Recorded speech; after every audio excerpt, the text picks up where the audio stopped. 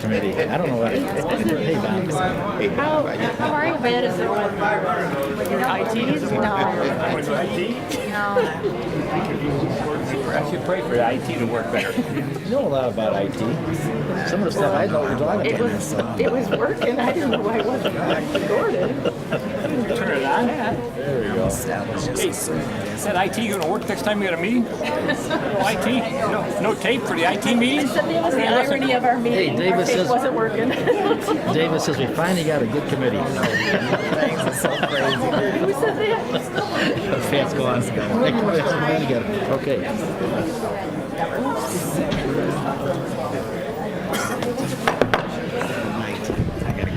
Okay, this is the regularly scheduled city council meeting for June 4th, 2019. The invocation is Pastor Hudson here? I guess he's not. So in Pastor Hudson's place, Councilman Mudrum will lead us in the invocation. The meeting will be chaired by Mayor Bob Schultz. Bob Odenkirk. Bob Odenkirk. I combined Schultz and Art Schultz and Bob Odenkirk. I don't have to talk tonight. Odenkirk. Meeting will be chaired by Bob Odenkirk. You're not on. I'm not on? You're not. Oh, good. Good thing. Start over. Okay, is that better? It was on. No? It's on. It's just I'm going to text them to turn it up. Hear that? That's on. Is it on now? Yeah. Okay. This is a June 4th regular scheduled city council meeting, 2019. Will be chaired by Mayor Bob Odenkirk. The invocation in Pastor Hudson's absence will be given by Councilman Mudron, after which he will lead us in the pledge to the flag, so please rise. Try not to embarrass myself, but Pastor Hudson is here. I'd like you to come up, but it's not. Okay. God, give us the strength to do the right thing. Crowd, thank you for coming. We all appreciate your concerns and what we do here at the City of Joliet. We're all trying very, very hard. And welcome to a meeting. God bless. Amen. Pledge allegiance To the flag of the United States of America and to the republic for which it stands, one nation, under God, indivisible, with liberty and justice for all. She's shaking her hands. I guess not.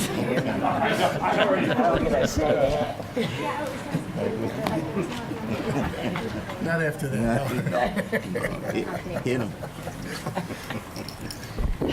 We'll begin with roll call. Mayor Odenkirk. Here. Councilman Dickinson. here. Councilwoman Gavin. Here.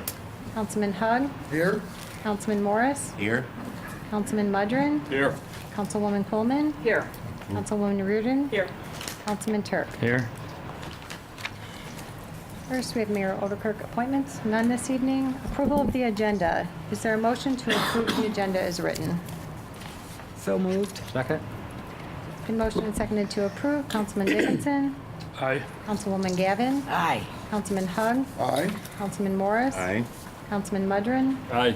Councilwoman Coleman. Aye. Councilwoman Reardon. Here. Aye, sorry. Councilman Turk. Aye. Next is citizens to be heard on agenda items. Is there anyone present that would like to speak on an agenda item this evening? This would be for all items other than the public hearing.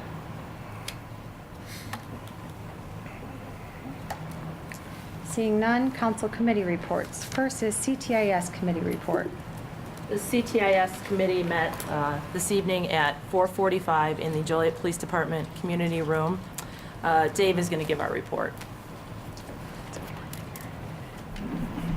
I'm going to stay here. I'm going to keep it kind of brief.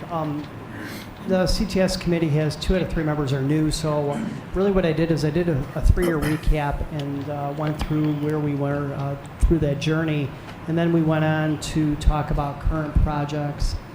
Beyond that, we talked about some future vision stuff. After that, we covered the adjudication project, which has been taking the majority of the mind share of IT lately. The numbers are looking really good. We're ahead of plan, and basically, we're now working on interfaces for that project and moving forward. Do you have any questions? Thank you, Dave. All right, thank you. Although there was no Economic Development Committee meeting, we do have a presentation regarding the presence at the ICSC conference. So that would be next. Next. I'm going to do it from over here.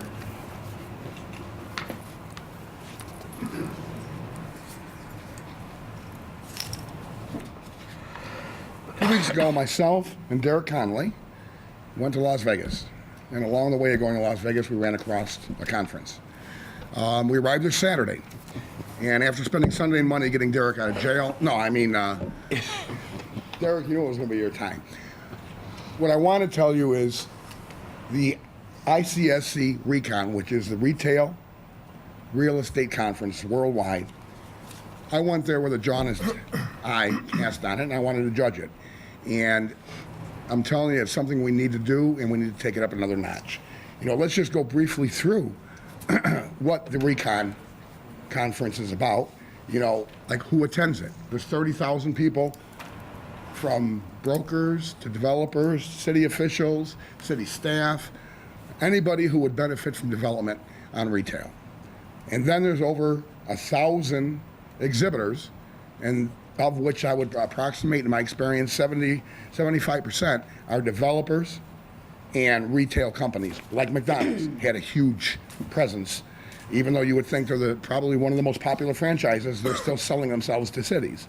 And cities are there selling themselves to the developers, to the brokers who work for the developers, to the retailers who populate the developers' sites. It's the biggest one in the world each year. They have smaller ones that we don't need to attend, but this one we did need to attend. Why is it important to attend? It's really about building relationships. You don't find the golden egg. You don't go there and go to a discount bin and find a $10 million project, pull it out and go to the register. That's not how the conference works. You're making relationships with folks, and that's why you need to, as a city, we need to continue to go with a better presence as well, in my opinion. I had, and many of the people I talked to, come across folks, they were like old friends. A mayor of a city in New Mexico, and the guy giving them the man hug. And hey, you know, we'll go to the after hours meetings. They're building relationships, and it benefits. There was one community, Erie, Colorado. They swear by their booth, which is not any small booth. It's not the largest booth, but it's not the smallest booth. They bring 9 to 12 people, I think is what they bring, 9 to 12 people to populate the booth and man the booth, as well as to work the floor. And working the floor is the most important part, in my opinion. And I talked to the woman that was in charge of marketing for that area, Colorado, and she said they've been doing it 8 years. It has paid for itself over and over and over again. She would not give up that spot. She would not take a year off because they would lose that spot. And they are a whopping 30,000 people. We're 152,000. We're just slightly larger than that. You're also looking at certainly promoting Joliet, selling Joliet to a national and international audience. You have foreign investors that are looking at retail development. You would be looking at collecting, like we say, intel, finding out what's going on in the market, what's strong. There were some good things we found out. There were some not so good things I found out. The good thing we found out is there was a lot of interest in the Midwest and Illinois. The not so good thing, there was a number of companies that had maps like the one you see in the graphic up there, and that maybe their map was only colored in for the East Coast or the West Coast. There was some in the Midwest that colored in every Midwest state, and Illinois was left white. I saw it enough that at one point I made a joke with someone and said, I'm sure you want to do business with me. You just keep Illinois white on your graphic because we have so much snow in the winter.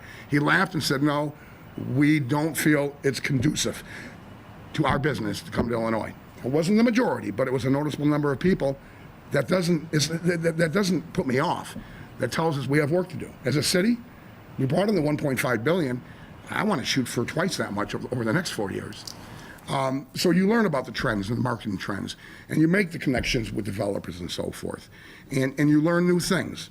I found something that would benefit not only the transportation center, but possibly the prison. Anything with cameras in the city. I'm working with David Brainer now to give him the contact information for a company out of Denmark that has a predictive computer program that can go to any router, thereby filtering any number of cameras, it doesn't predict just like normal on facial expression recognition. It's an overall body recognition, and they claim it's very effective in predicting suspicious behavior. What does that mean if it's true? If David vets it and finds out it's something we should invest in, we can have less real people at the transportation center at any given moment, or at the prison, or any other facility that we end up having cameras on, because if it does do it in real time, like he says, and does have the accuracy, they can be there in a matter of minutes, just like a normal call. So that would be a great addition. These are some of the things you see, because like I said, 70% are the retailers, are the developers who build, and are the brokers who represent them. The other 30% are support services for the development industry, a few of which the city could benefit from. So what did we accomplish? What did we do for our time there? We went to at least 100. Break it down this way. You're going to average between walking between the booths and talking. You might talk to some people 2 or 3 minutes, but truly you're shooting to talk to 15, 20 minutes. If you average 15 or 20 minutes, you're looking at 25 people a day. There's 2 of us. So we could do 25 a day for the 2 days of the meetings, Sunday being more of an intel day, where they give you the information and they give you the seminars on what's going on, what's hot and what's not. So that's why I believe we need to have more of a presence moving forward from both staff and from those elected. What I did discover in talking to a number of the folks involved in development, they like the communities that send out their staff, but they like the communities that send out their elected officials with their staff. They get a chance to gauge, are they on the same page? As opposed to staff saying one thing, putting together their presentation, flying to Joliet, and finding out we have no appetite for it. They like to see that staff and elected officials can work together. There was one guy, I won't say, it was in Illinois City. Derek, you know who it was? In front of everybody, the mayor was insulting his economic development director. And I'm like, wow, that's a heck of an approach. That didn't work out well with him, I'm sure, in front of that group of developers. So it's important that we have more of a presence. I would truly want the Economic Development Committee and the council as a whole look into actually producing a booth at some point to really show a commitment to national development to these companies, that we're a player. We're not just a spectator. We're not here just with 2 people trying to cover, by the way, 2 miles of convention center. It's 2 miles long, the entire campus. It's 3 buildings, south, central, and north. And what I found out when we walked the strip, when we got there the first day, there's 4 things you can do on the strip. I didn't particularly enjoy the strip. You can walk a lot. Did we do that, Derek? It was good to hear on the 3rd day he admitted his legs were hurting too. I thought I just had old man legs. You could spend a lot of money at places like Prada up and down the strip. I saw that. You could gamble a lot. I don't gamble. And you can buy a $17 hot dog. Right, Derek? We bought the $17 hot dog. It did come with French fries and a Coke. But my point is, the brunt of it, you come in on Saturday, you do some pre-events, then Sunday, Monday, Tuesday, and actually Wednesday is the other day, but to cut costs, we only went Sunday, Monday, Tuesday for the brunt of the exposition, and I think we should stay Wednesday. You've got to show commitment to these companies. You might come and meet somebody on Sunday or Monday, and then circle back before you leave on Wednesday. So, again, as you see up on the graphic we provided, we had the 100 solid contacts. It's probably more, probably closer to 200 in casual 1-minute contacts. We filled 6 appointments, and that was with regional developers, a couple of developers and brokers who are involved in the Louis Joliet Mall area. And that is still very desirable. And we learned, as we probably assumed, it's becoming more desirable because of the new development going up on 55 there. I forget what it's called right now. It's the Boulevard, thank you. Because of the Boulevard. So, this is the kind of information you get. We met with Cullinan. Now, Cullinan is the type of thing that when you bring that home, as we did, Mayor, 4 years ago, if you go there for 15 years and bring one Cullinan for almost $1 billion in, you've done your job. So again, I went there with a jaundiced eye. I thought, well, maybe this is just a lot of nothing, and it's not. It's an important tool. It's a tool we need to take more advantage of. And if there's any questions, I'd be happy to answer them, as well as letting Derek follow up and clarify or fill in the holes that I've left in my presentation. Derek? I think Councilman Hug did a good job of explaining what we went there to do. Just to kind of reiterate that, we went there to build relationships, and that's what we did. Some of these people we already knew, and we just wanted to continue that relationship. Others were new people that we had never met before. I think we did a good job of promoting the city. There might not be that project that we're going to bring back, in 3 months, but hey, in a year or the year after, it might turn into a deal. So I'm very happy we went. We put up there that we made contact with 100 solid contacts. We definitely talked to more people than that. Some people, it just doesn't, they're not going to come to Joliet. They're only on the East Coast. They're not interested in Illinois. But I think we walked away very successful, I would say. So. And you know what? The last word I would say, thank you, Derek. And the last word I would say is, I've come out here to make this presentation, even though it's basically an economic development committee presentation, if you will. I did it to give an example, to make a point. Because I came out here, because Derek and I, Derek did the grunt work, but we worked together creatively, put together our short little PowerPoint. Because I did something different than normal here in the conference, I had your attention. If I was sitting there giving a standard report, when we all drone on and on, some of you might be looking at the next item, people in the audience would be talking to each other. Well, Hug's doing something different. And that's what going to Recon and bringing up a notch is going to do. We're showing them we're serious, we're showing we want to do something different, and we're showing we want them in our community, and we're friendly to the business. That would be my conclusion. Thank you. Next is the Public Safety Committee report. Shall I stand? Public Safety met this evening at 5:30. Committee members that were there were Councilman Don Dickinson and Councilman Larry Hogg, as well as Chief Formals, Chief Rochner, and command staff. We discussed, first of all, the approval for firefighter ballistic vests and personal protection gear for the fire department. Even in the lieu of everything that's been happening lately, the police department do go in and secure the area. However, in a dangerous situation, if some of the firemen going in there and it's a dangerous situation, they will now have vests and helmets in case anything's left over that may have been missed in order to keep them safe as well.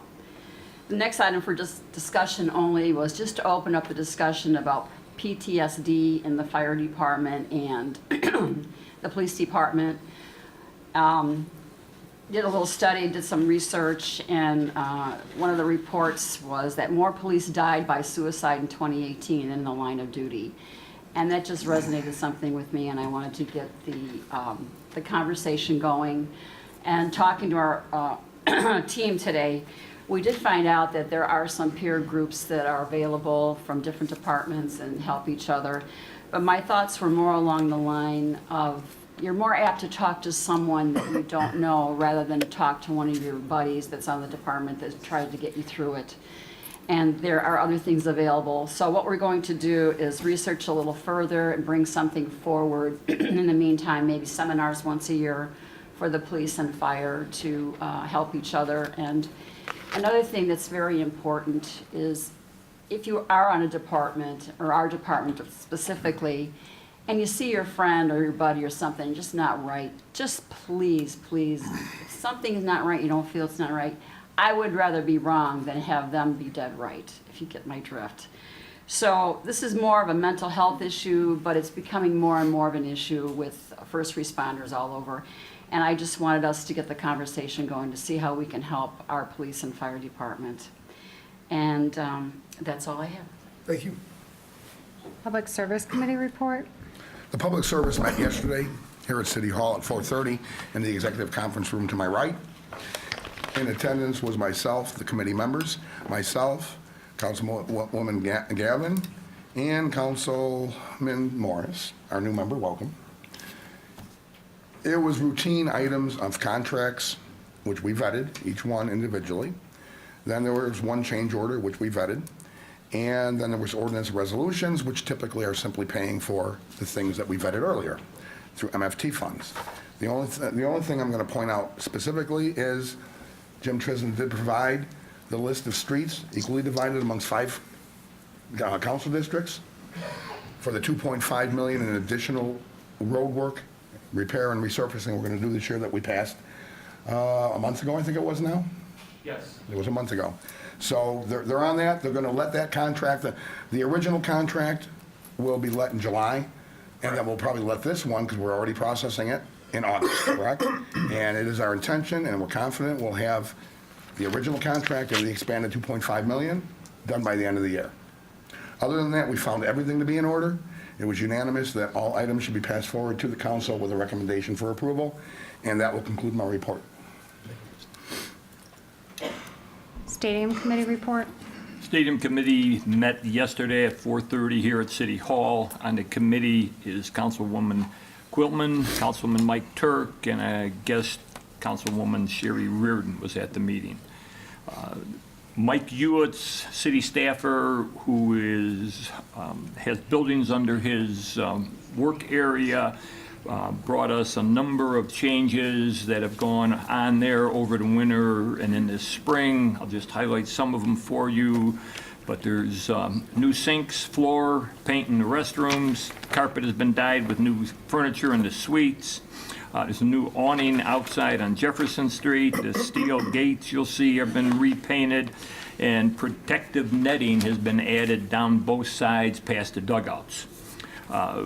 We, the city, has also partnered up with the Slammers with new cash registered / credit card machines to hopefully pick up the pace of the concession areas. There were 62 seats repaired, 30 lights were filled, a number of sprinkler connections and pipes had to be replaced. That was done, and the main elevator was repaired because it had been broke a number of times. The other item on the agenda was naming rights. We have two private businesses working together to bring an agreement of the naming rights for the stadium. Because of a very untimely death of the CFO of DuPage Medical, this final agreement has been pushed back and is not ready at this time, but will be shortly, and they've asked for some confidentiality so they can get everything finished. And that's my report. If I could just add to that, I want to congratulate the Slammers and John Wilson. John had been here about a month when he came into my office and said he thought he was close to getting a naming rights deal put together. And obviously, it took a few months to negotiate it, but it's great news for the city. It's a new source of revenue, over 6 figures of new revenue coming to the city of Joliet. So thank you, John and the Slammers, for their hard work. I show no other reports. Under consent agenda, approval of the minutes. It's recommended the minutes of the pre-council meeting held on May 20th and the minutes of the council meeting held on May 21st, 2019 stand approved as recorded. Council Memo 285-19, position vacancies. It's recommended the city manager be authorized to fill 1 emergency services mobile architect in the information technology department and 1 part-time parking deck attendant in the roadways division of the public works department, and any subsequent vacancies which may occur.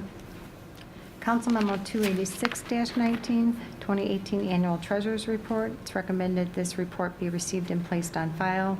And Council Memo 287-19, the 2019 Citywide Street Resurfacing Reconstruction Program.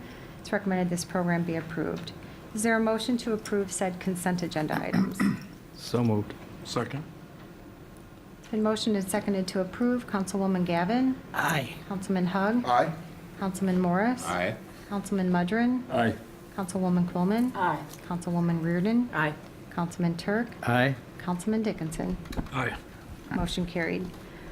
Under licenses and permit applications, Council Memo 289-19, approval to hold a carnival June 21st through June 23rd at Joliet Memorial Stadium, Taste of Joliet. It's recommended a carnival permit be approved for the Taste of Joliet. So moved. Second. And motioned and seconded to approve. Councilman Hug. Aye? Councilman Morris. Aye. Councilman Mudrin. Aye. Councilwoman Quillman. Aye. Councilwoman Reardon. Aye. Councilman Turk. Aye. Councilman Dickinson. Abstain.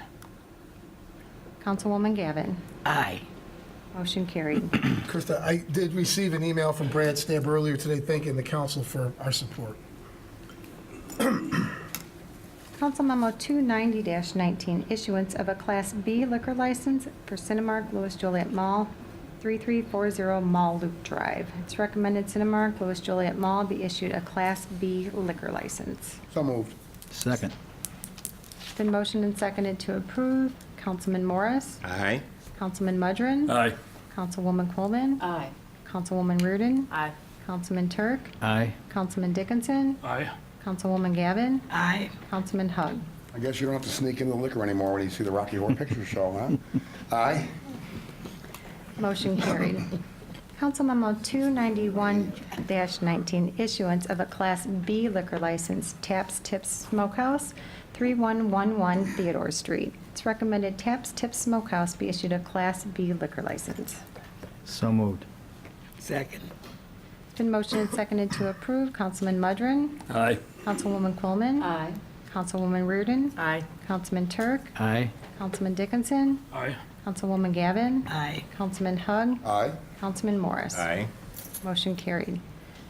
Council Memo 292-19, issuance of a Class B liquor license for Los Gavenos, 1101 North Hickory Street. It's recommended a Class B liquor license be issued to Los Gavenos. So moved. Second.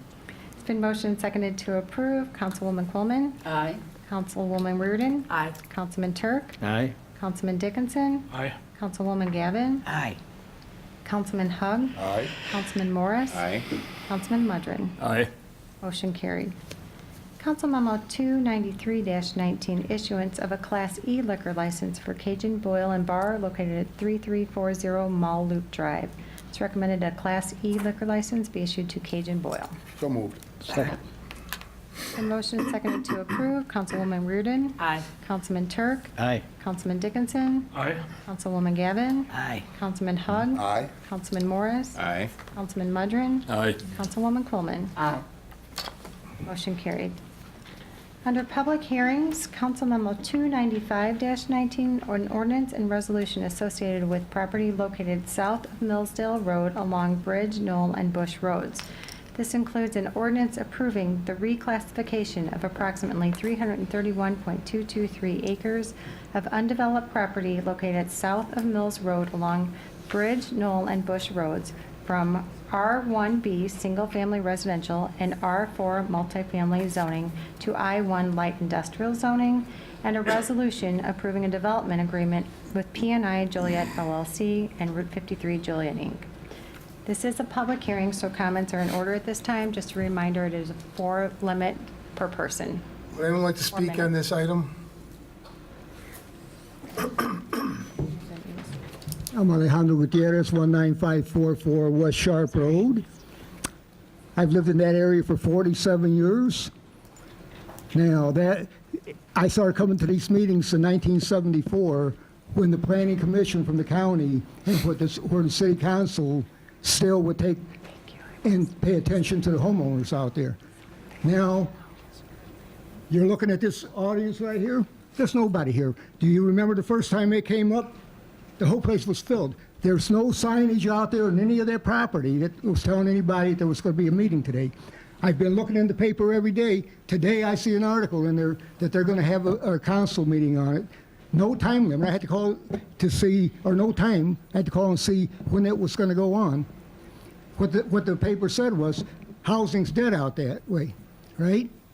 It seems awful funny to me that somebody bought up 200 lots in the old Cedar Creek subdivision, and they're already putting up foundations. If it was dead, they wouldn't be doing that, would they?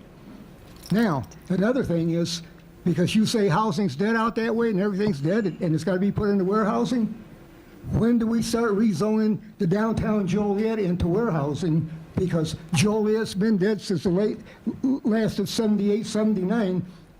All them stores sit empty. Now, when we do things, you're supposed to do it for the good of everybody, not for what's going to pat the city's pockets, right? If you have a warehouse out there that has 3 shifts, we expect 3 shifts of city police out there patrolling them, but that doesn't happen. And what burns me a lot is that Joliet will issue tickets out on Millsdale Road for them coming down a 12-ton weight limit on city property, which is Millsdale Road, and then they turn around after they issue them the tickets, They send them down to the township road where we got 16-foot roads and the trucks can't make the turn, so they got to have a tire into the ditch, which pushes all the dirt down. Their back wheels on their 53-footers are tearing down signs and everything, and Joliet's okay with that. I think it's time that all you city council people take and learn. Don't learn what's, oh, we're going to get a couple bucks off this warehouse and everything. We used to be the city of champions, the city of steel. Now we're the city of low-paying jobs, trucks, and warehouses. Because if you think that $15 an hour for warehousing is a livable wage, how many of you, raise your hands, how many of you think you can raise a family on that? All of you, raise your hands. How many? How about you, Mayor? Could you do it on $15 an hour? At today's prices? I did it at $6.50 an hour back in 1972. But by the 80s, we were in the 20s. And yet you keep on bringing these low-paying jobs, don't monitor your, like I said, I've been there for 47 years. We never used to have anybody come down our street except for the people who live there. Now there's people that walk down the street, we don't know who they are. I had never been broken into in 46 years. We were gone one night for 3 hours, and the front side service door in the garage was kicked in, and they ransacked the house and took every penny they could find and all the jewelry, which to me, I wish I would have found them in there. I don't have a gun, but I have a lot of other means to take care of somebody. But that doesn't affect me like it does my wife. Now, in order for her to go to sleep at night, I have to have a 4x4, even though the doors are secured with security locks and everything. I have to have a 4x4 that goes from the service door going to the attached garage up against the wall for in case they want to try and break that door down. You're over the push it 4-minute off. mark if you can wrap it up, please. Oh, wait a minute. You're giving your presentations, people with presentations. Okay, all that's kind of good. times. Thank We're the you. ones that are living with the lifetime. Take a seat, please. Krista, call the next person. We're the ones that are living with a lifetime of this, right? Got it. We're the I'd ones I'd just that- like to remind everyone that if 4 minutes for your isn't comment. enough, they can always bring a hand out. Okay. I mean, I've said that many times before. Alejandro Gutierrez? Is that your name? Okay, sorry. Matt Robbins would be the next one then.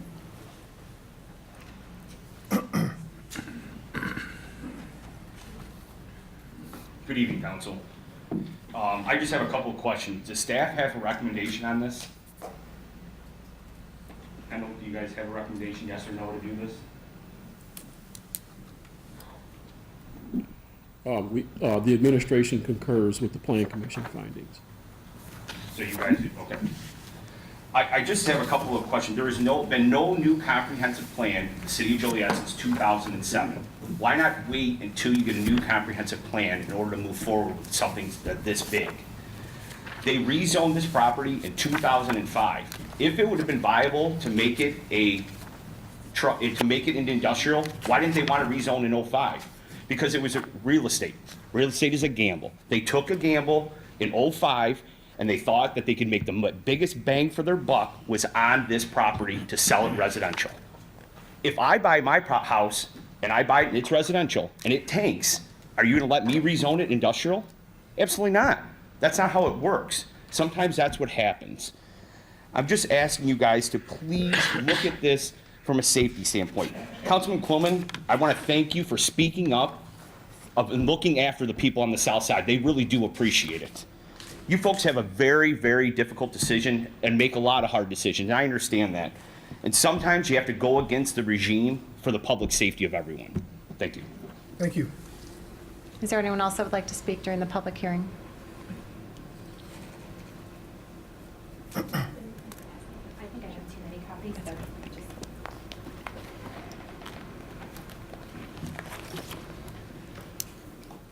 Good evening, Board. My name is Delilah Legrette, and I live in unincorporated Jackson Township. In attending the Planning and Zoning meeting and watching the pre-council meeting yesterday, I would like to address what I feel are 3 constants with the proposed plan. 1, that residential is not a desirable use for the location. 2, that there is not currently a prospective buyer, but once there is, that a planned unit development will be required. And 3, that the Breen Road extension shall be the only ingress and egress into the future development. I've made copies of documents I will be referencing, and to respect the time limit, I will move as quickly as possible through them. First, the first few pages there, I provided the sales of homes in Cedar Creek, Knoll Estates, Knollwood Estates, and Gladdale Meadows. Those are the adjacent subdivisions for the last 3 years. The number of sales, the median sale price, and the median price per square foot, and new construction builds have all shown increases in the last 3 years. While P&I has had the experience that bulk lot sales are unsuccessful, the data shows a positively trending residential market, not only in Will County or Jackson Township, but in those specific adjacent neighborhoods. Second, I just want to establish that without a buyer and a planned unit development in place, there will be a significant amount of time before improvements can be made to the property. A reasonable assumption could be 24 to 36 months before a transaction is complete, engineering plans, traffic studies, petitioning IDOT for a signal, and approval from the municipality would be finished. This is important for reason number 3. The Breen Road extension. The City of Joliet, Will County, and Centerpoint have established a memorandum of understanding that I've included. I'd like to direct your attention to pages 9 and 10. I think I highlighted everybody's copies. It states, in order to ensure that the bridge remains a fiscally sustainable long-term traffic solution that serves to protect and enhance public safety, the department agrees that prior to taking steps or actions to build new roads adjacent to the CNT Intermodal Center, or to change trucking restrictions, weight limits, or similar regulations for roads adjacent to the CNT Intermodal Center, and construct any related improvements to roads adjacent, the department must notify Centerpoint of its intent. Centerpoint shall have the right of first refusal to assume jurisdiction over any new or existing roads. For clarification on what qualifies as adjacent roads, Section D there, I've highlighted, shows the boundaries for the adjacent roads. As you can see, this includes the entirety of the proposed project in front of you today.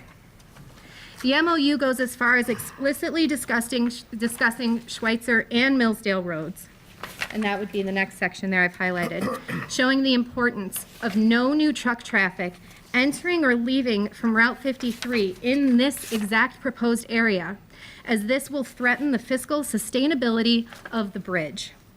The agreement will be in force on the anniversary of the Humboldt Bridge being opened and operational, which will likely be before a planned unit development will be fully in place for this proposal. P&I will have an obligation to disclose that Centerpoint, an industrial developer competitor, will have the right to establish jurisdiction over the new Breen Road extension or disapprove it in its entirety. The City of Joliet has an obligation to Centerpoint and to their residents to uphold an agreement in place that ensures that Humboldt Bridge remains a fiscally sustainable long-term traffic solution that serves to protect and enhance the public safety. Ma'am, you have the 4-minute mark. You wrap it Okay. up, please. I just ask that you uphold what you've deemed important enough to create a multi-jurisdictional agreement for, and that you vote no to the rezoning and the proposed concept plan. Thank you.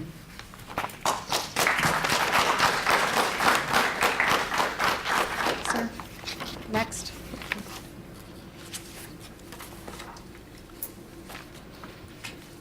My name is Heinz Sewing. I'm a Jackson Township resident. I've been here for 83 or 4 years, and I came across a story in the Herald News some time ago from an old paper, and it said that Joliet was working hard to get the Joliet Arsenal here. And then I came across some government papers that said the same thing. There was no contact with any of their residents. They just wanted to use the railroads, and they wanted to use the river, and they wanted to make the pitch to the government, and they got it. Years later, when I-80 was coming through, I-80 was supposed to come through on Laraway Road. And we had relatives living on the corner of Laraway and 53, and they were worried about what they were going to do. But then here comes Joliet, and they said, we got to have a bridge that never lifts, and we have to have it in Joliet. And where did they put it? They couldn't have put it in the worst place. I hope some of you try to get on 80 from 53 and even get off. It's terrible, and I'm also, I feel bad for Cherry Hill residents. You're getting a gas station there. There's a gas station now on 53, and there are 2 more on 53 just a little further down. And, you know, why do we need more gas stations? And the main, one of my main problems is we've got Abraham Lincoln Cemetery there. I wasn't a veteran, but I feel for the veterans, and to see traffic come out off of 80 and try to do Laraway Road, and not only that, just a little while ago on Memorial Day, people were coming from far away to decorate the graves, and everybody's got to fight this traffic. And not only that, Centerpoint for a long time kept a lot right next to the cemetery open, and sure enough, they had to build a warehouse there, you know, and what kind of respect do they get, you know? That's all I have to say. Thank you.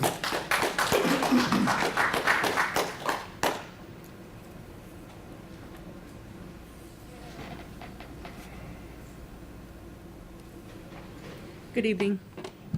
Michelle Peterson. I live in Jackson Township, and I work in Joliet schools. So today I just wanted to talk about the dream of owning your own home. It's everyone's dream, even in Cedar Creek. The nightmare of rezoning the land in the middle of a subdivision to industrial. It's their nightmare. A homeowner's biggest nightmare. You have the control. Support the dream. Support the residents. They are moms, dads, grandparents, kids, aunts, uncles. Picture your vote affecting these residents. It will impact their whole lives. Picture how it would affect your mom, your dad, your grandparents, your kids, your aunts, or your uncles. Your decision and vote matters. Do what's right and vote no to rezoning right in the middle of a subdivision to industrial. Keep their dreams alive. You are their voice. Thank you. Thank you. Is there anyone else that would like to speak?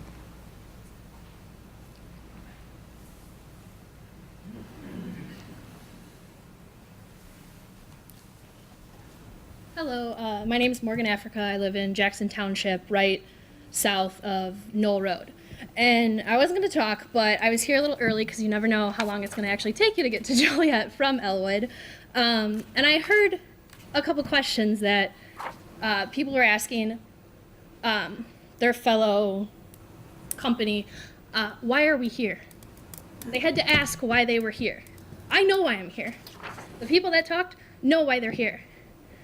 And the answer was, they just need bodies. I left my kids at home. I know a lot of them left their loved ones and kids at home to be here, not to be bodies, but to try to get you to be our voice. We want safe neighborhoods. We don't want more warehouses. Let's get a plan together and not just throw something and hope it sticks. Thank you. Thank you.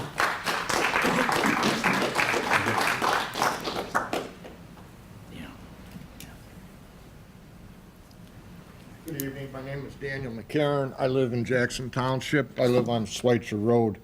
I think it's very significant. It's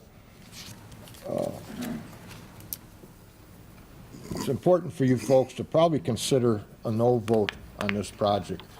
This young lady that just came up here, what she said, there is a plan. There was a comprehensive plan, and you folks got a letter introducing this project for tonight. I saw the letter.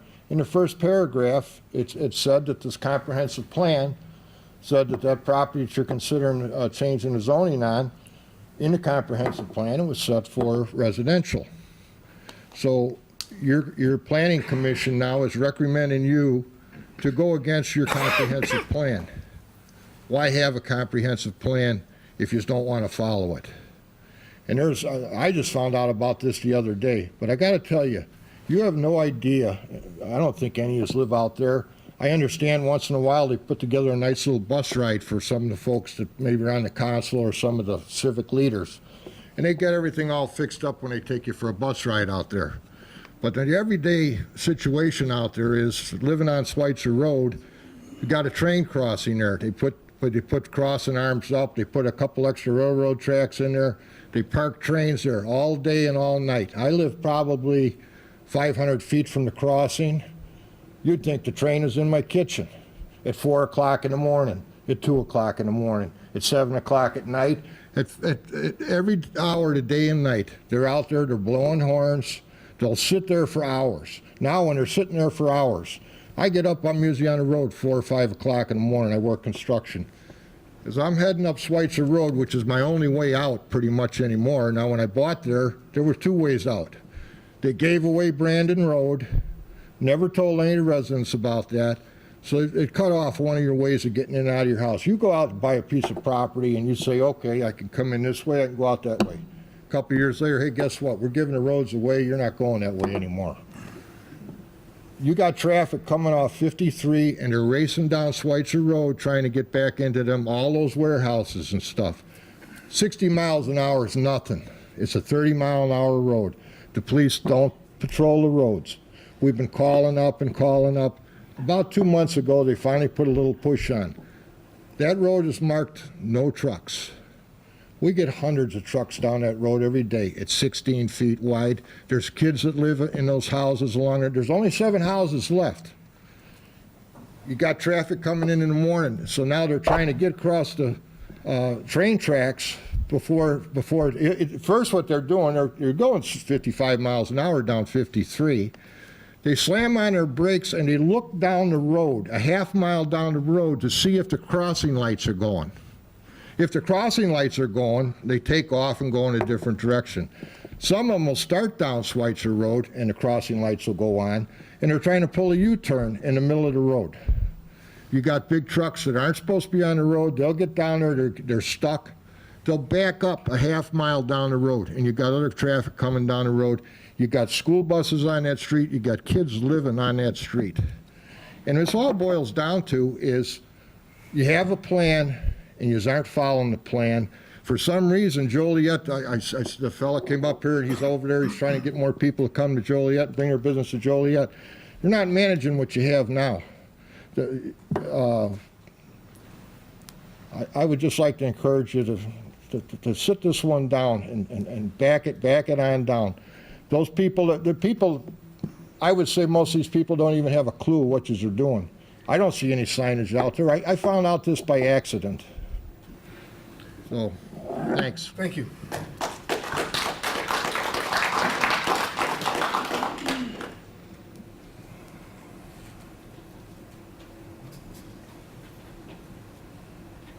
Hi, my name is Jody Tibble-Bertucci. I'm a newly elected official in Elwood, but I'm not speaking in official capacity at all. I'm speaking as a concerned resident. My family grew up, my dad's business was in Joliet. He supported the police and fire his entire life. We built out in Elwood. He was one of the founders of Gladdale Meadow subdivision with the Lichtenwallers. Built out there. I now live in Wooded Cove Estates.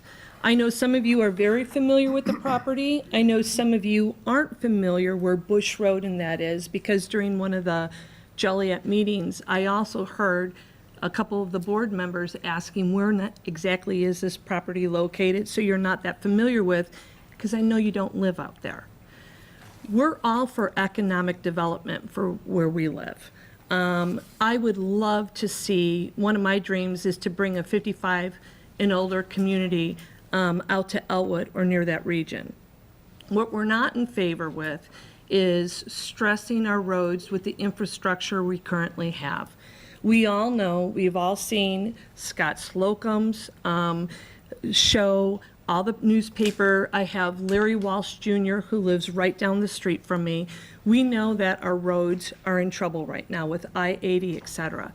Bringing an industrial light, or whatever you want to call it, in back of the subdivision is going to tax Arsenal Road even more, and that infrastructure all around there.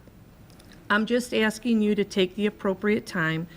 I don't know if you have to make an immediate decision tonight, but the residents are saying the roads aren't safe.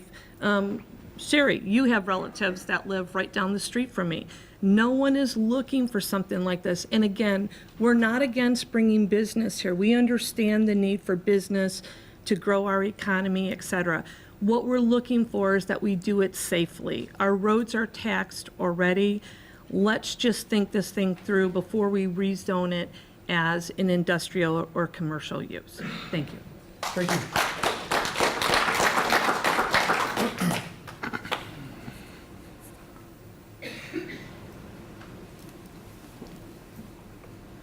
Hi, my name is Julie McCarran. I live on Schweitzer Road.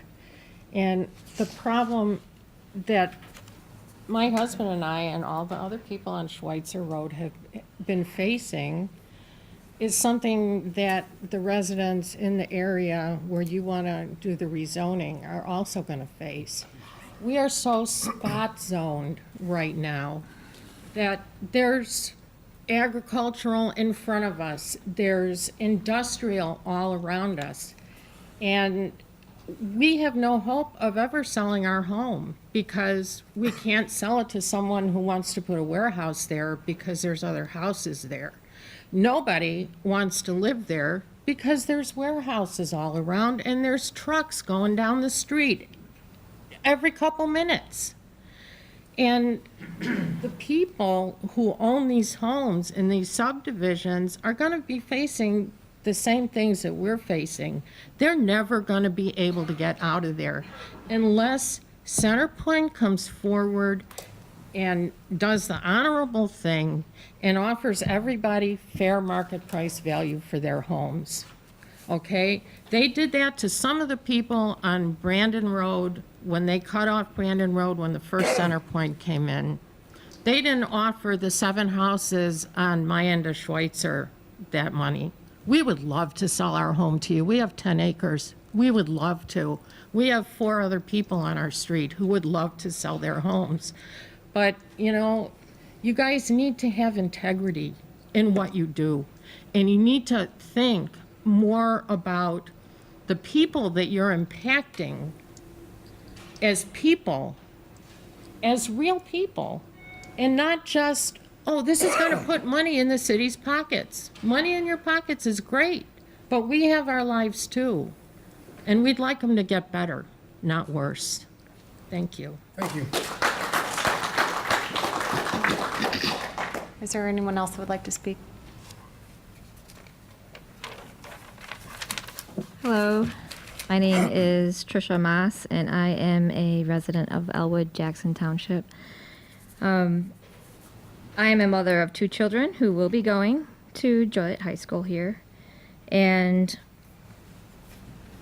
while I'm also newly elected as a trustee for Elwood, as Jody was, but I'm speaking here upon me and being a resident and what I came across. But while I was running for trustee, I spoke with several of the residents of Elwood, and a big concern was of building more warehouses in our area.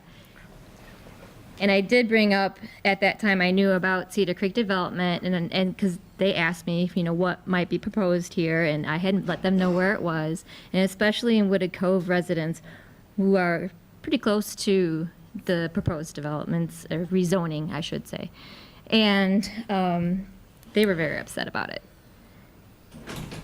That's one thing that I wanted to address. And another thing was that we have had several issues regarding trains, stop trains, where they intersect with roads. I have a concern with this because of if we're adding more trains to it to get to that rezoning area, that's going to cause more blocking of roads. And that's a safety concern for our emergency vehicles to get through to the hospitals that we need to get to, and police if there's a situation that they need to handle. Another note regarding safety is my backyard butts up to the tracks, Union Pacific tracks. So those would be the tracks that the zoning area, proposed zoning, rezoning would be. I see lost semis going down the railroad service roads. Well, you're not supposed to be going. The railroad is supposed to be using that. It happens frequently, more frequently than I would like to see. And if you are bringing more trucks in this area, I think that would be a major concern for safety issues of those truck drivers and anyone else who would be on that train. Because not only are there freight trains, but there is also Amtrak trains as well. So I'm just asking for you to be a good neighbor and vote no for the rezoning from the residential to industrial for the Cedar Creek property. Thank you.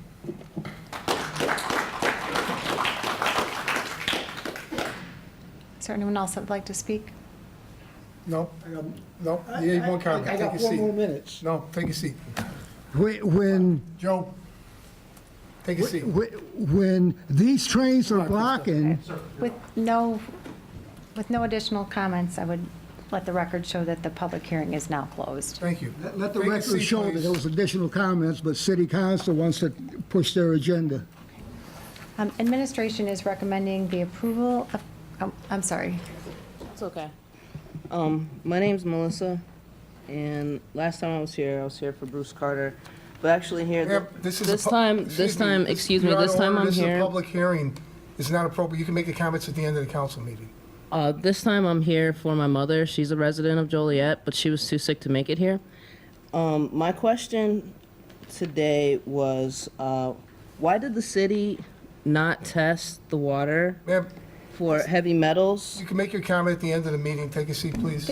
Oh, I can make my There's comment. a public Yes, at the end of the comment meeting. section next This to is the a public end. hearing. Okay. Yeah, we'll have a public comment section, and that would be the appropriate time for any discussion.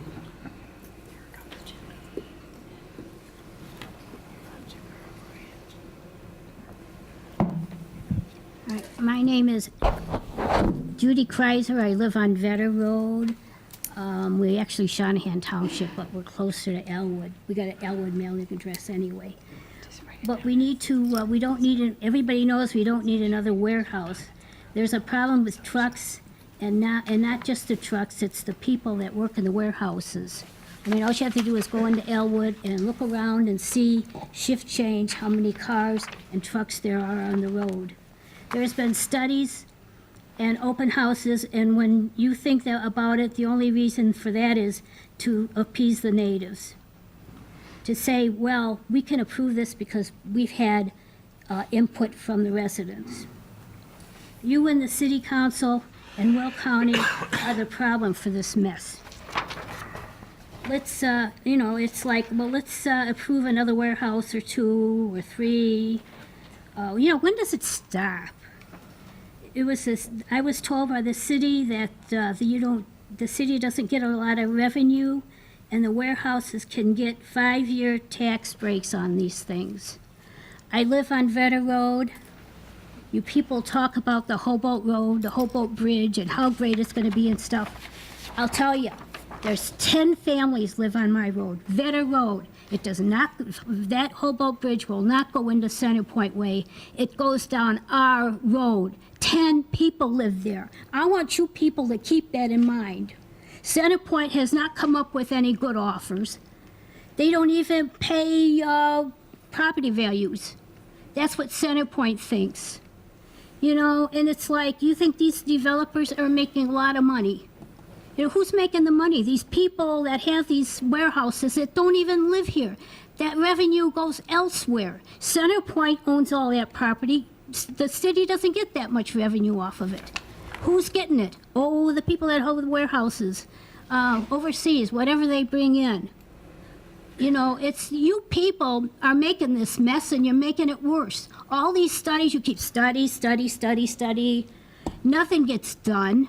You just keep saying, okay, well, we got this study going. We'll just keep putting more warehouses out there until we can come up with a solution. Until you come up with a solution, I don't think there should be any more warehouses. And I want you people to remember that Hobolt Bridge isn't going to go through. There's 10 families that live out there. Everybody thinks, oh, it's all Centerpoint. It isn't all Centerpoint. There's 10 families out there. And we would sure like you if you people would think about it. Thank you. The administration is recommending approval of Council Memo 295-19, which is an ordinance and a resolution associated with property located south of Millsdale Road, along Bridge, Newell, and Bush Roads. Mayor, Yes. I'd like to table this till we can really look at this again. I don't see the rush.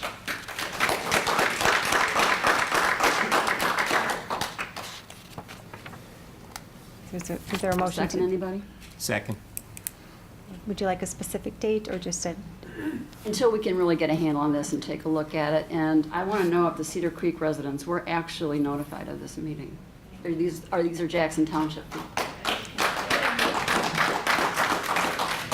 It's been motioned and seconded to table Council Memo 295-19, an ordinance and a resolution associated with property located south of Millsdale Road along Bridge, Newell, and Bush Roads. Councilman Turk? Can we just have discussion on the table or no? No, once it's been made, you have to call the roll. We have to set a date that is tabled until. We can table indefinitely until we get a handle on it. Yes, you can. We should get a date. Why don't we come back in a month? I don't think that's enough time with everything else we have to go look at right now and dealing with as far as the city manager goes. So I think we should, how about September? Give me a second to look up the council September meeting date in 2nd. September. /3rd. That'll give us 3 months to take a look at this, and if we come up with Oh, wait a something minute. before Is that that. Labor Day? Yes. That's- So it'd be September 3rd. September 3rd would be a combined council meeting. So the motion, and Terry, you're okay with September 3rd as a second? Okay. Been motioned and seconded to table Council Memo 295-19 to the September 3rd council meeting. Councilman Turk? Since I can't make any comments, I'll just vote aye. Councilman Dickinson? Aye. Councilwoman Gavin? Aye. Councilman Hug? Aye. Councilman Morris? Aye. Councilman Mudrin? Aye. Councilwoman Coleman? Aye. Councilwoman Reardon? Aye. Motion carried. Council Memo 295-19 was tabled to the September 3rd council meeting.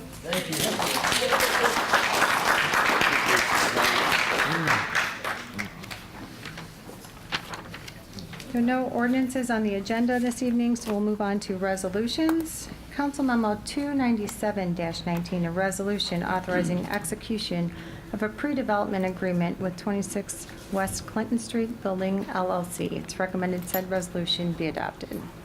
So moved. Second. Been motioned and seconded to approve. Councilman Dickinson? Aye. Councilwoman Gavin? Aye. Councilman Hug? Aye. Councilman Morris? Aye. Councilman Mudrin? Aye.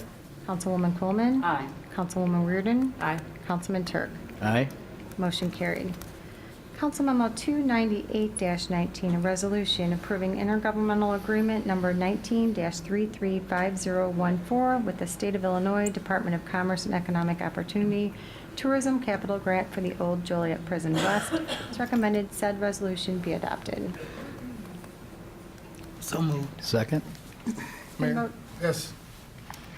Marty, would I be correct in saying, I just want to remind the council that this isn't so much about just accepting a grant. We all like grant money. This is about guaranteeing the city's 250,000.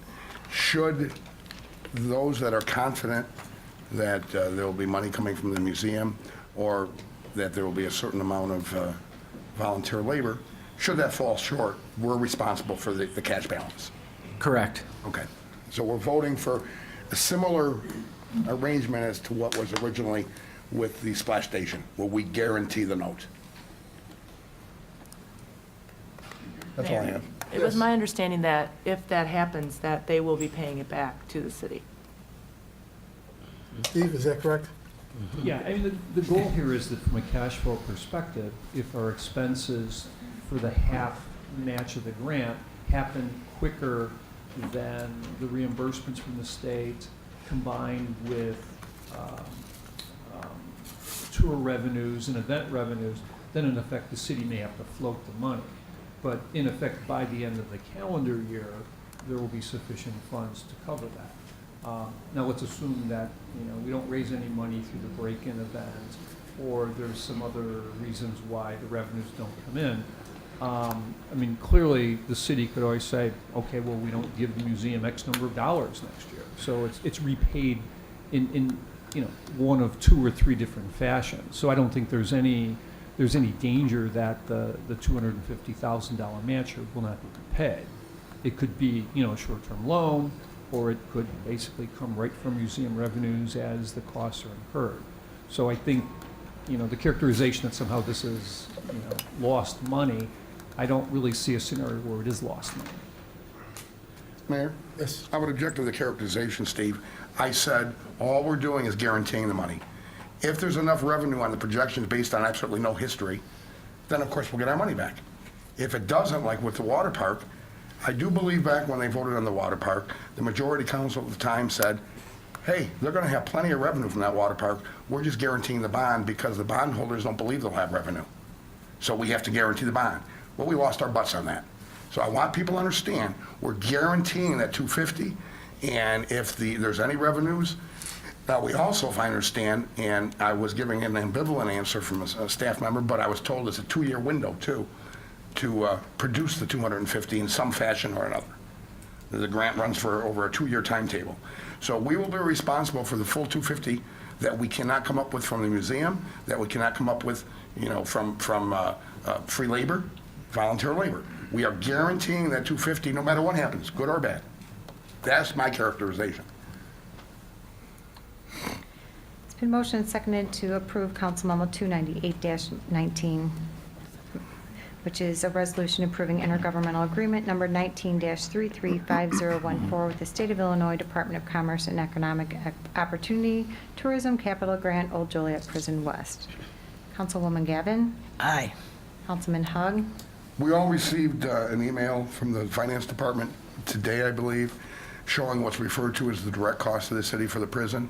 What was not on there, because apparently we're not tracking it, department to department, it's not the Finance Department's fault, is the indirect, which means labor for security, labor, that came out on a weekend and tore down trees and was paid time and a half.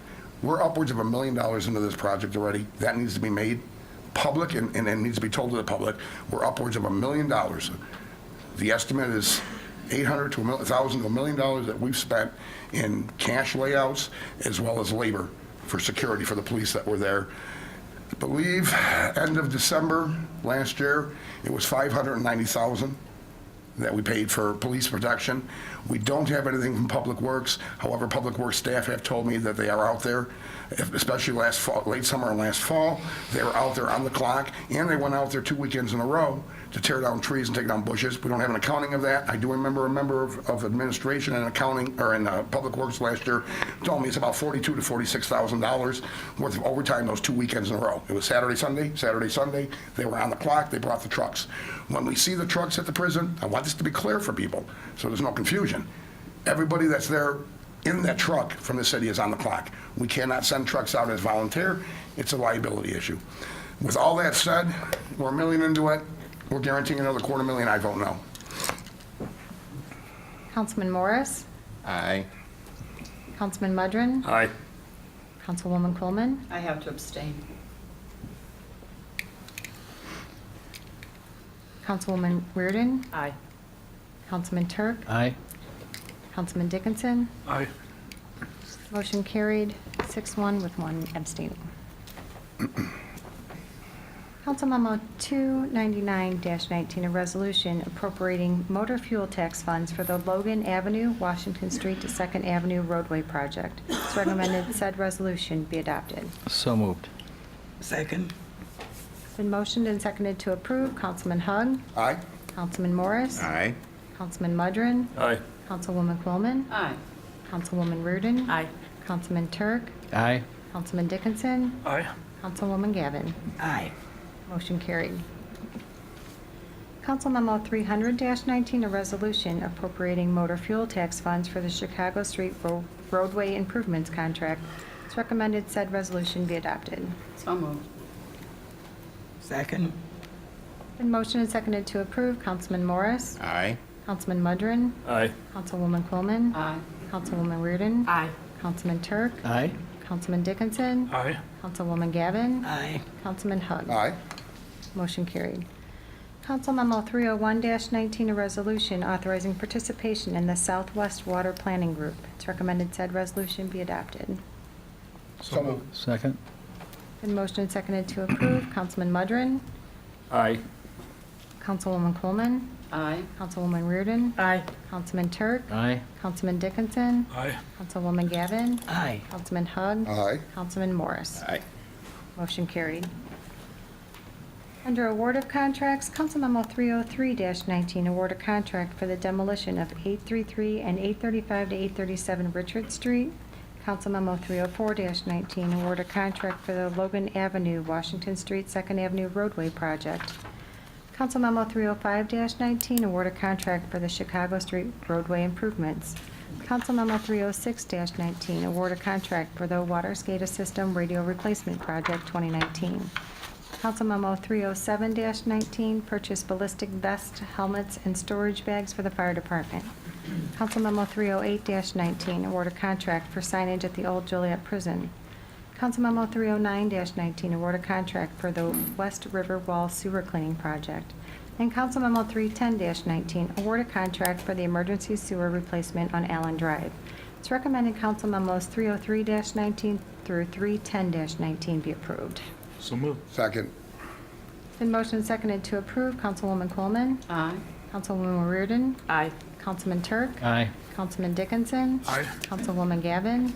Aye. Councilman Hug. Aye. Councilman Morris. Aye. Councilman Mudrin. Aye. Motion carried. Under amendments, change orders, and payments, Council Memo 312-19, approve Amendment Number 9 to the Professional Services Agreement for the 2016 Sanitary Sewer Investigations and Rehabilitation Program. It's recommended Council Memo 312-19 be approved. So moved. Second. It's been motioned and seconded to approve. Councilwoman Reardon. Aye. Councilman Turk. Aye. Councilman Dickinson. Aye. Councilwoman Gavin. Aye. Councilman Hug. Aye. Councilman Morris. Aye. Councilman Mudrin. Aye. Councilwoman Coleman. Aye. Motion carried. Next is the city manager's report. I just have a couple of things to report. First, state matters, in case anyone hadn't heard, the Capitol Bill Amendment to House Bill 62. The sum of $848,340,000 for all costs associated with the I-80 expansion project. And then one other one that I want to mention is Section 85. The following sums are appropriated for the Illinois Community College Board for projects hereafter enumerated. Joliet Junior College for construction, renovation, and build-out of a downtown city center campus and other capital improvements, $19,828,400.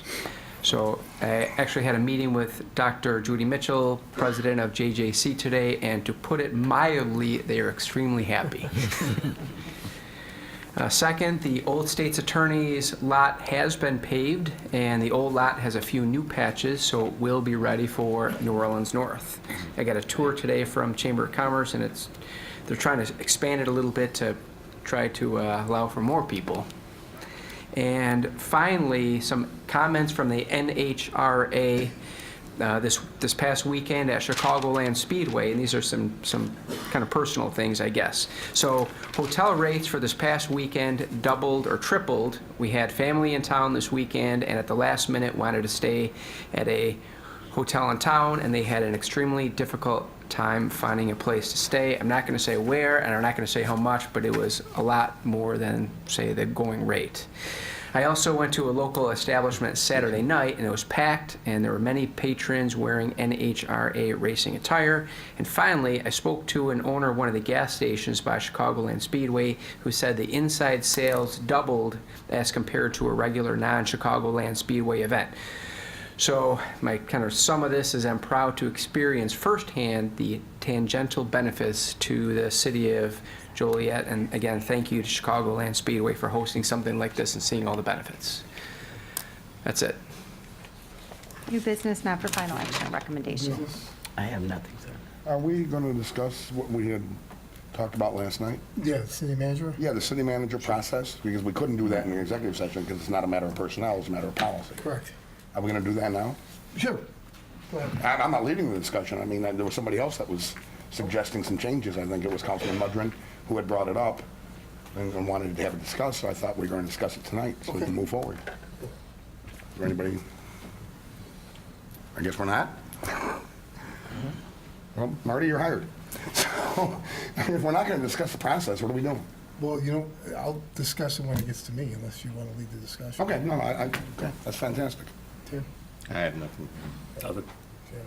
Well, I think we should discuss everything about the hiring process, and when we decide what we're going to do, it should be all transparent, so everything should be discussed here at the dais. I agree. Sure. Well, I agree. I think we have to get it on the agenda so that we can discuss it, or we want to open it up for open application. Well, we have to start somewhere.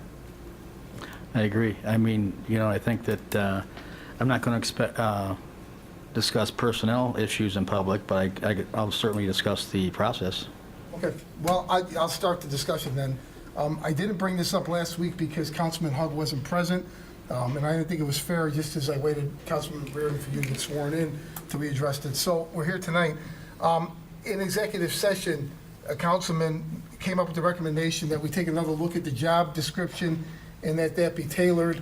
I instructed our attorney, Chris Regis, to do that. Chris, can you report what you have learned regarding this, or what you've uncovered? I will. We're looking at the existing job description for city manager for Joliet, and a question came up to make sure that the current interim city manager, Marty Shanahan, does meet the qualifications for the permanent position, and the answer is yes, he does. Looking through the specific requirements, it requires a bachelor's degree in one of several fields, one of which is political science. Marty Shanahan has a bachelor's degree in political science. It does say a master's degree is preferred. Marty has a doctorate degree, so he exceeds that qualification. Minimum of 8 years of progressively responsible municipal government administrative/management experience. Marty has been a municipal attorney for well over a decade. He certainly started in a junior position with very low-level responsibilities. In his greater than 10 years of service to neighboring communities as their legal counsel, he worked hand in hand with local city managers in issues of budgeting, in issues of legislation. He wrote the codes of ordinances for several towns, handled their labor issues, so essentially every facet of city government he has handled as an attorney. It says progressively responsible. We all know that he led the legal department here for a number of years. He has twice been interim city manager for the city, so he definitely meets the progressively responsible municipal government management experience. And like I said, the description says minimum 8 years. He exceeds that by far. So the answer is yes, he does meet our qualifications as is. Now, I would recommend that we amend that to include that any applicant has at least 1 year experience as a city manager. I think it's a very specific set of skills for that job.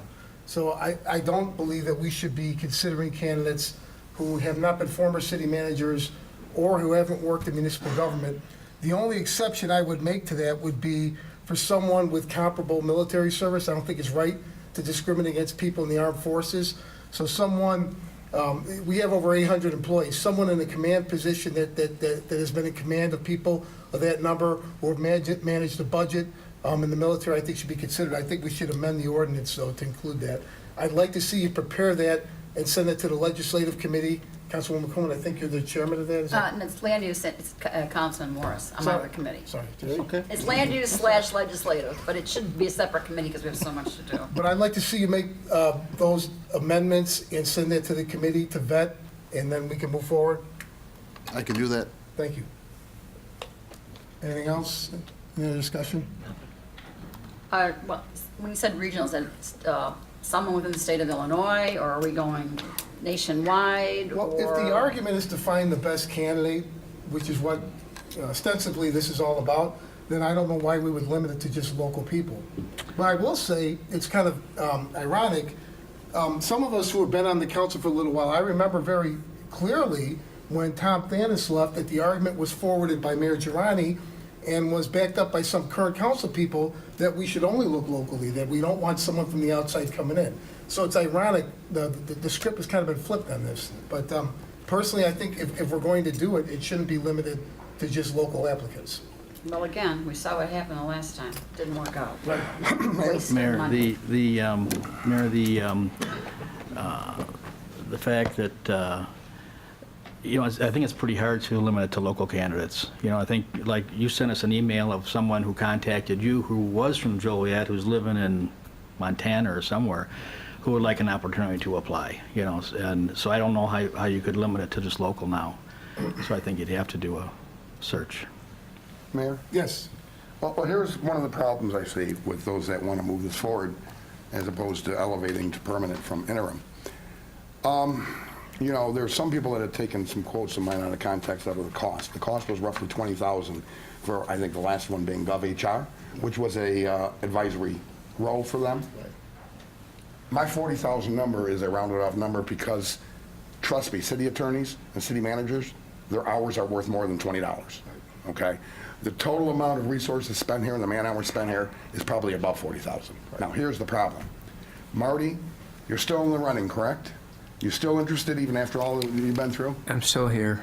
Okay. He has to be recused from the process because it will be a conflict of interest. Chris, do you work for Marty? Yes. Is he the boss? In my current capacity, I do. Right. So he has to be recused from the process because there will be a conflict of interest. What do we do? Are we hiring not only an advisory role like GovHR? Are we going to hire a case manager and an outside attorney at $300, $400, $600 an hour? What are we doing?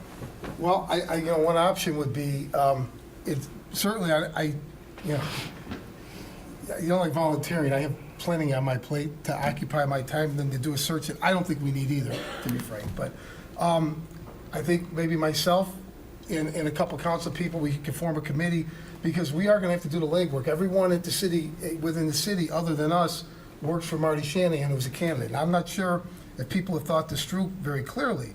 But that wasn't the case in other city manager job searches. We never had a guy or woman who was doing the job for a year and a half and suddenly had to re-interview for the job. But that's, in essence, what this council wants to do. So, yeah, I think that's another issue, but I think maybe a committee should be formed. And that committee is going to have to decide whether we're going to hire an outside firm to do this, outside attorneys, have to vet that firm, get prices, and then make recommendations back to the council. It can't be done by staff. So I would assume that you should go ahead and appoint a committee. I think, Chris, that would be within the purvey of the mayor's duties. Good point. Or do we need to create one by vote first? Committees are generally created by ordinance or resolution. Okay. Then we need to move forward on that. We need to have a committee, unless somebody's got a better idea. Well, Mayor, I think our HR department could contact some firms. Councilwoman Reardon put together some information on firms that do searches. I think that she could contact, our HR person could contact these firms, get a price, and see what it would cost to do a search and bring it back to us in a couple of weeks. We can do that. There's a conflict of interest. The HR director works for Marty Shanahan. So if you want to do this, again, you talked about transparency Yeah. and open and fair. It's not fair to other potential candidates if the people selecting the process work for one of the candidates. You No, can't have that. I'm not saying that. I'm not wanting her to select them. I want her to bring us Well, 4 or 5 firms and Well, what we the know cost of would three. be. I mean, we certainly the one we used the last 2 times. Well, Mayor? Yeah. But Councilman Hug is right. We're probably going to have to also hire outside attorneys to work Okay. on this. Okay. Well, Councilman Turk, what I'm referring to is certainly we can go GovHR, we can do a new one, you're right. There's probably plenty of consultants out there. That's only half the equation. The other half is city staff. We can't use city staff. Correct. So Okay. we're going to have to hire somebody in the capacity of, if you will, a phantom city manager or project manager for this. Then we're going to have to hire or pay an outside attorney, just like the attorney would help the city manager in the process if it wasn't a conflict. We need to hire these things. We need to have this done properly. And I would add, Yeah, Councilman I Ritter, agree. thank you for your packet yesterday. What I think was missing from that is that last time we got 88 applications. So with those applications, there's resumes attached and list of qualifications. Somebody has to go and vet this.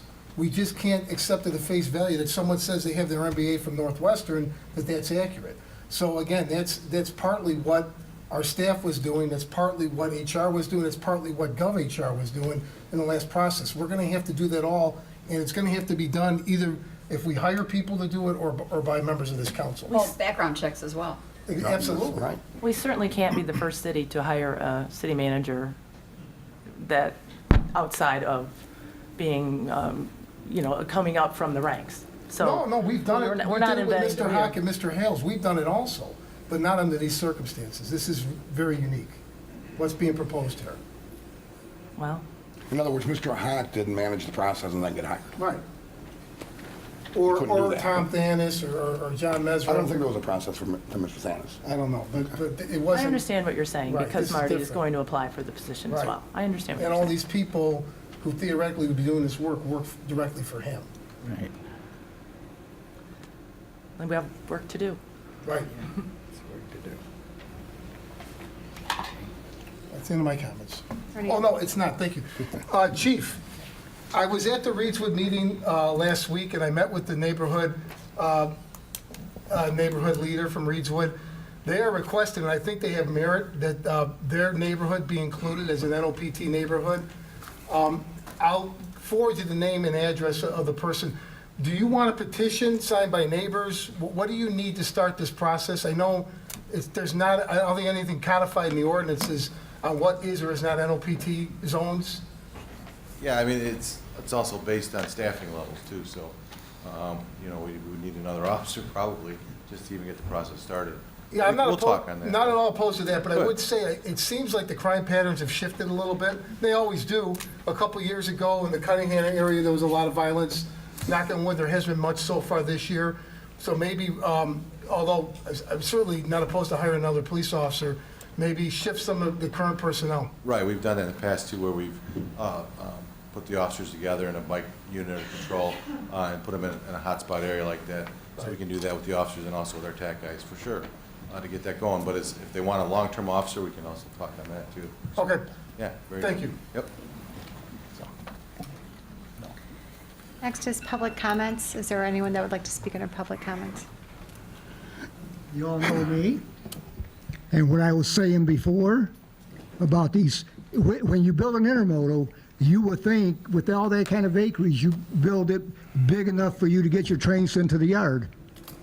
Why would you block off Millsdale Road for up to 8 hours at a time for shift change and somebody doesn't show up, so they're there for 8 hours?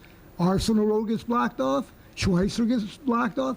The only one that doesn't get blocked off is Laraway. And the reason being, because Center Point's got to get their trucks out, and they don't want that road blocked off. And another thing, like when I was out of order, you had security step up, right? Now, I was misbehaving, right? Okay, the truck drivers misbehave out there, so do your warehouse workers. A lot of times nothing gets done. Last week I was up here on Rayner, just north of McDonough Street. There was one 18-wheeler that had pulled up there, going down the street. You had 4 Joliet squad cars stopping that 18-wheeler, and they weren't even from the truck division. Out there where we're at, they're not from the truck division. They don't stop anybody. They don't care. You can run a red light. You can have a police officer there. Yeah, I know you look the other way. That's fine, you know, because you don't live out there. And another thing is, you're bringing these warehouses out there, right? Did you ever stop and look at Joliet Crossings out there? When it was bought up by the city manager and from the council at that time, they said everything would be kept up just like the warehousing across JJC, right? You go out there right now, there's property out there with grass growing 4 foot tall and weeds growing. Does Joliet say anything to them? No. And what makes it so bad, the warehouse on the north side of the street, beautifully maintained. Now I'm gonna give you guys a little bit of lesson. I'm gonna invite you all to come down to the house, each and every one of you. Women, wear boots. Guys, don't wear your suits, right? Come out there and look when you annex property. If you annex 200 acres, don't step away from your retention ponds because nobody takes care of them. When you start losing 12 feet of banks and all the trees that the landscaper plants, there's something wrong. When muskrat's taking tunnel into the cornfield trying to get there to get the corn, and beavers trying to get to the corn, and everything starts collapsing, nothing gets said about it. And then when everything starts flooding out, city council steps away and says, well, that's supposed to be up to the warehousing to take care of that. But they don't, because you don't follow up on it. And I've asked people before, this isn't the first time. I've asked people before for years to come out there, and they'll, oh yeah, let me take your number and everything. Never happens because out of sight is out of mind. Thank you. Thank you.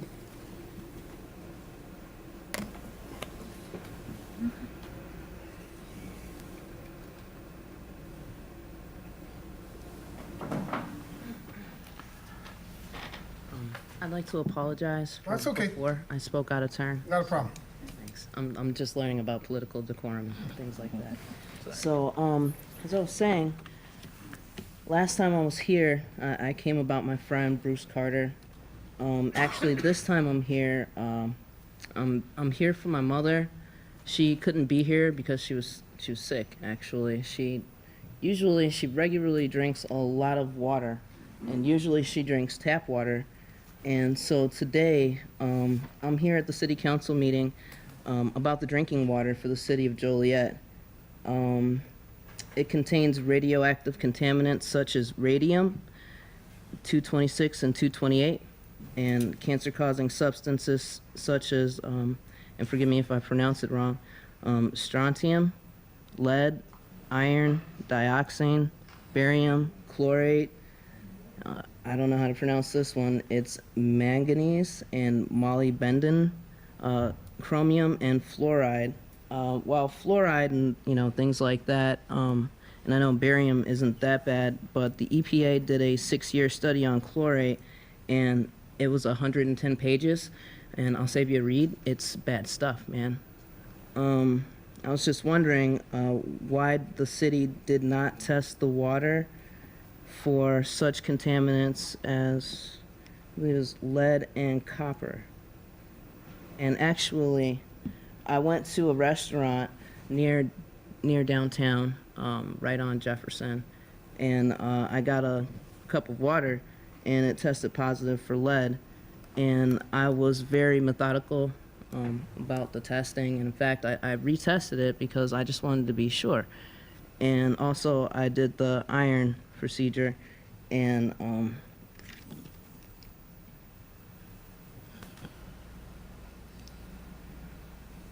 it's what's in the water that they're selling people for consumption. Thank you. Okay, no response? I think Allison wanted to say Oh, something. sure, Allison? Allison is going to speak to.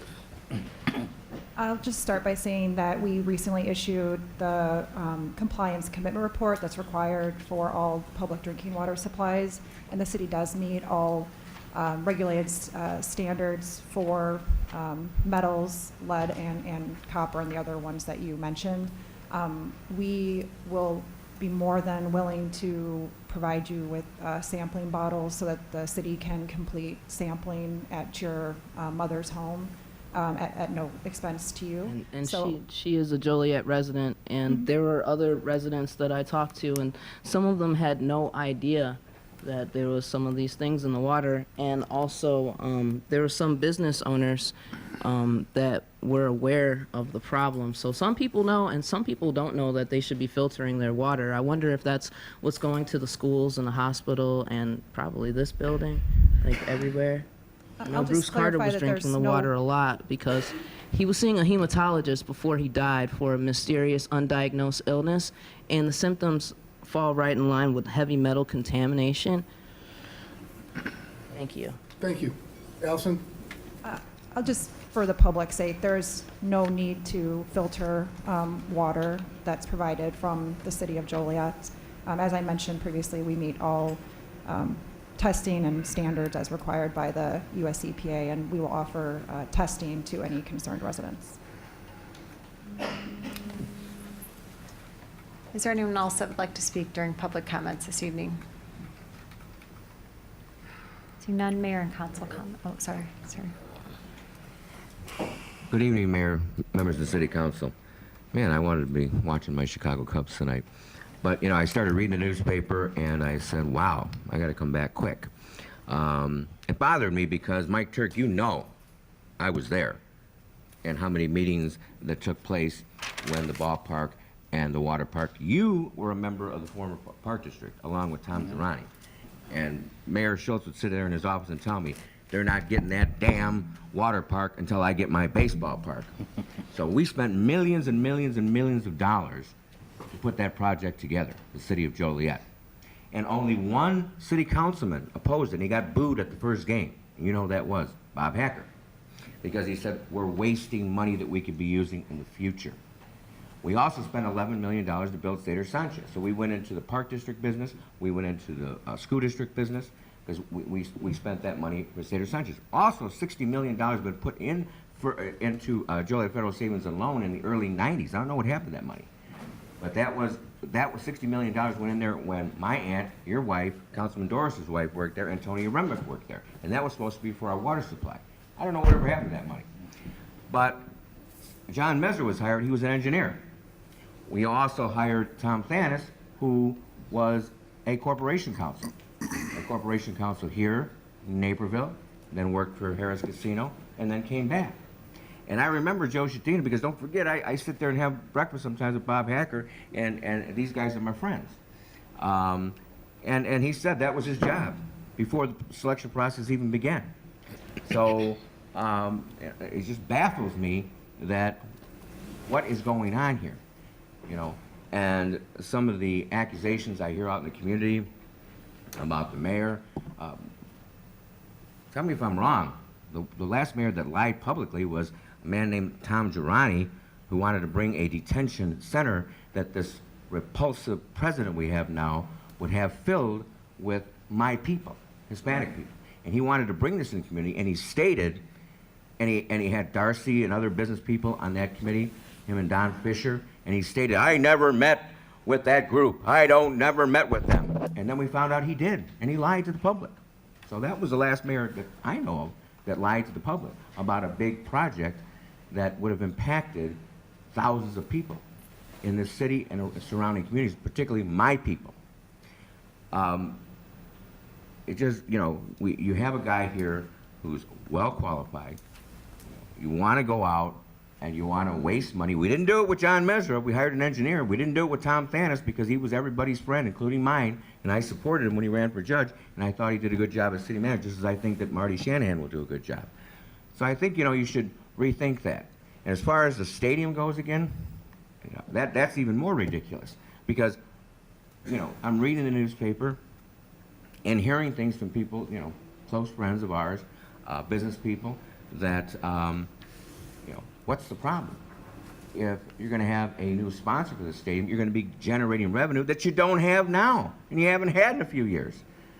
And it was my understanding, because, as you know, Artie and I used to talk all the time, that he signed an agreement of understanding with the Slammers at that time, or the Jackhammers, when they had the naming rights. So any revenue, any agreement that's signed with whoever, whatever business, maybe it's going to be Mudrid's insurance company's going to step and say, I'll give you $1 million. But whoever it is, that's money that you're generating that's coming into the city that wouldn't have come in before. So that is a no-brainer. And it's ridiculous, some of the comments that are being made about, deals. And the only comments I'm concerned about is I talked to a couple of business You're people at the that told 4-minute me, mark. Can you wrap it up, please? that told me that, there's people that aren't even on the city council that are talking to potential candidates. Now, that's an ethical no-no. And I hope that's not happening.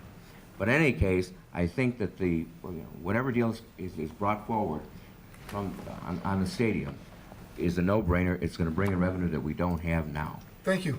Thank you.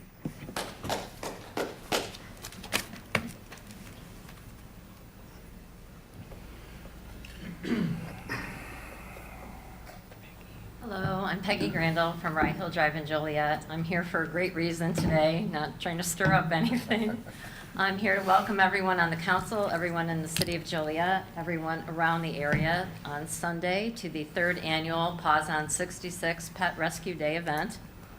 It's going to be, an amazing family event. We have more than 35 dog rescues and cat rescues going to be there. We also have a couple of farm rescues, a couple of farm sanctuaries, so come on down, see a goat, see a rooster.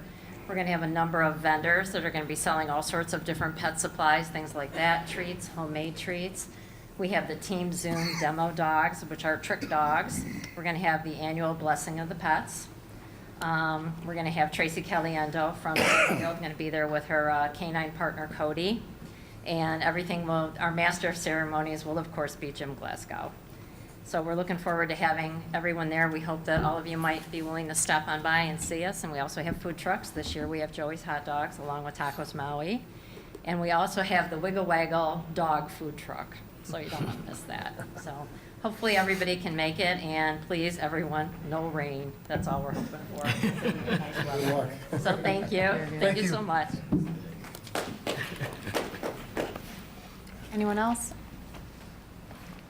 Next is mayor and council comments.